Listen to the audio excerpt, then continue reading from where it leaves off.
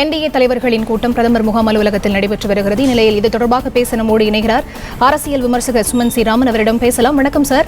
தற்போது இந்த கூட்டமானது நடைபெற்று வருகிறது. எந்த மாதிரியான முக்கிய முடிவுகள் எடுக்கப்பட வாய்ப்பு இருக்கிறது? என்னென்ன மாதிரியான ஆலோசனைகள் மேற்கொள்ளப்பட வாய்ப்பு இருக்கிறது சார்? என்டிஏ உடைய அனைத்து அங்கமாக இருக்கக்கூடிய அனைவரும் அங்க வந்திருக்கிறாங்க. சோ அவர்களுக்கு 291 இடங்கள் உறுதியான பெரும்பான்மை இருக்கிறது. இதுல ஒவ்வொருத்தருக்கும் ஒவ்வொரு செட் ஆஃப் டிமாண்ட்ஸ் இருக்கும்.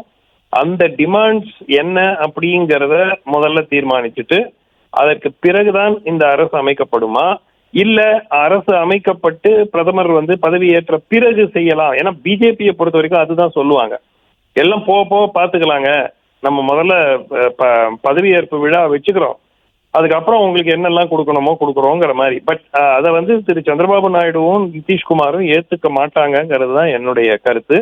என்னுடைய ஒப்பீனியன்ல கிளியர் கட் டிமாண்ட்ஸ் இருக்கும். அந்த டிமாண்ட்ஸுக்கு பப்ளிக்கா பிஜேபி ஏற்றுக்கொள்கிறேன் என்று கூறிய பிறகுதான் இந்த அரசு அமைக்க முடியும் அப்படிங்கிறது தான் என்னுடைய கருத்து.